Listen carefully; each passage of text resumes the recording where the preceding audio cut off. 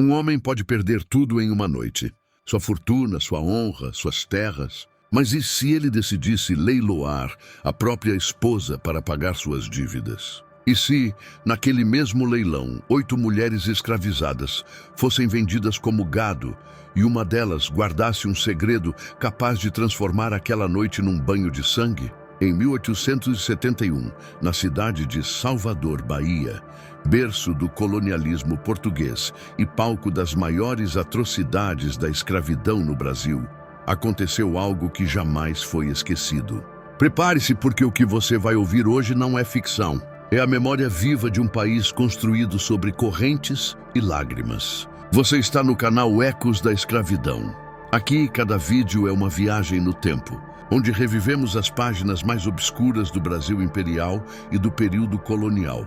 São temas reais, inspirados em acontecimentos, mas narrados de forma intensa e humana, para que você sinta na pele como era viver no tempo da senzala, do pelourinho e dos engenhos. Revelamos histórias reais do Brasil imperial e do colonialismo, sem filtros e sem máscaras. Comenta de onde nos acompanha e como imagina que teria sido viver no tempo colonial. Era uma noite abafada de março. O salão da Casa de Leilões de Salvador, próximo ao Pelourinho, estava lotado. Homens de casaca, chapéus de copa alta, bengalas de marfim, mulheres com leques de seda, vestidos importados da Europa, joias que cintilavam à luz dos candelabros. O ar cheirava a tabaco, perfume francês e suor contido. Todos ali sabiam por que estavam presentes. Coronel Inácio Tavares da Fonseca, um dos senhores de engenho mais poderosos do recôncavo baiano, estava falido. E naquela noite ele ia vender tudo. Mas ninguém esperava o que estava prestes a acontecer.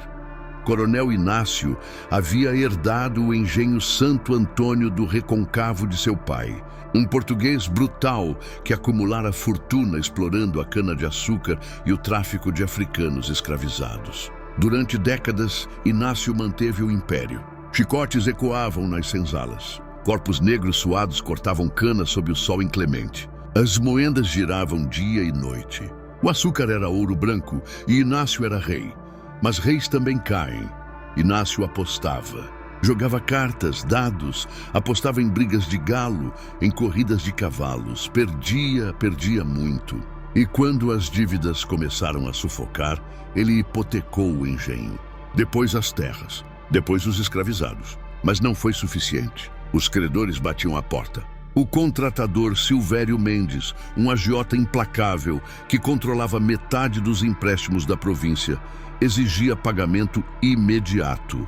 Caso contrário, Inácio seria preso. Sua honra destruída, seu nome apagado. E foi então que ele teve uma ideia monstruosa. Ele ia leiloar tudo. Móveis, prataria, cavalos, carruagens e também as 8 escravizadas que ainda restavam no engenho. Mas havia um detalhe que chocaria até os mais cínicos presentes naquela noite. Inácio também colocaria sua esposa, Dona Perpétua Maria da Conceição, no leilão. Sim, a própria esposa. Dona Perpétua não era escravizada. Era branca, filha de um capitão-mor falecido, criada em berço de ouro. Mas Inácio, em sua loucura e desespero, encontrou uma brecha nas leis da época.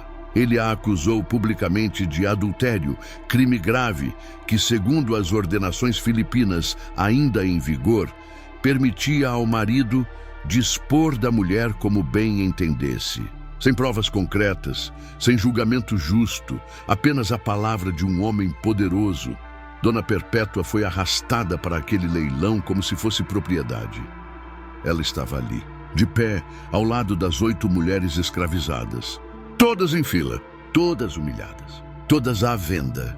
O leiloeiro, um homem gordo e suado chamado Domingos Pereira, subia ao púlpito. Batia o martelo na mesa. Senhores e senhoras, boa noite. Hoje temos itens raros de fino valor. Começaremos pelos móveis. A multidão aplaudia, risos, comentários maldosos. Ninguém ali parecia se importar com o sofrimento daquelas mulheres. As primeiras peças foram vendidas rapidamente. Messas de Mogno, castiçais de prata, uma carruagem francesa. Depois chegou a vez das escravizadas.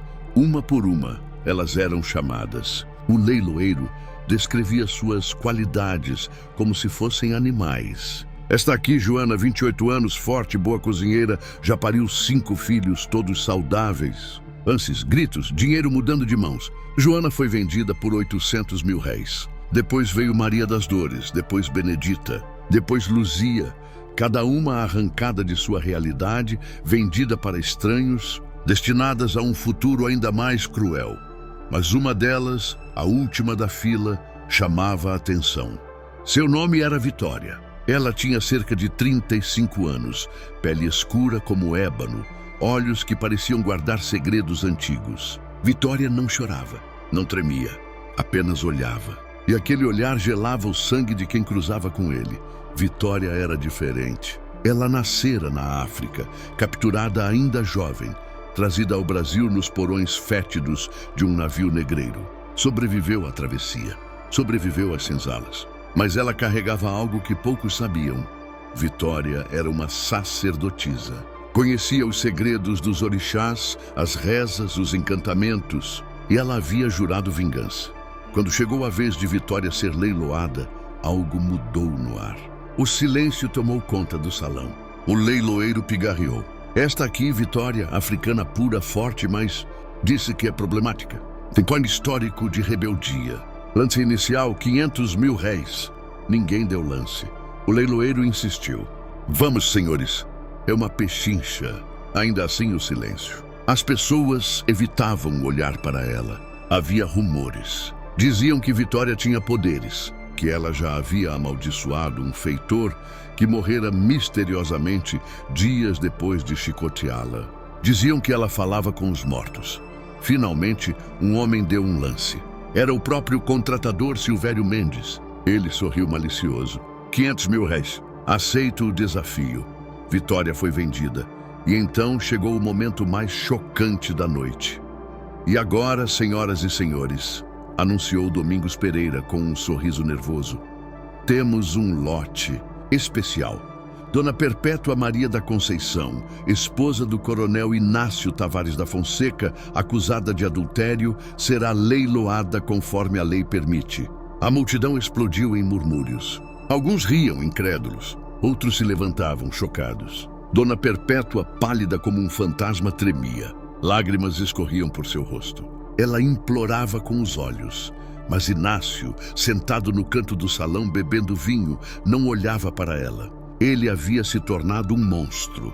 Lance inicial, 2 contos de réis. O ouvidor da província, um homem chamado Baltazar Rodrigues, levantou-se. Isso é uma aberração. Não pode ser legal. Mas o leiloeiro, respaldado por documentos assinados e pela influência de Inácio, continuou. A lei está do nosso lado, senhor ouvidor. Prossigamos. Um homem deu lance, depois outro. A disputa começou. Dona Perpétua era tratada como mercadoria, até que, finalmente, ela foi arrematada por um fazendeiro rico de Santo Amaro, por 3 contos de réis. Ela desmaiou, mas a noite não havia terminado.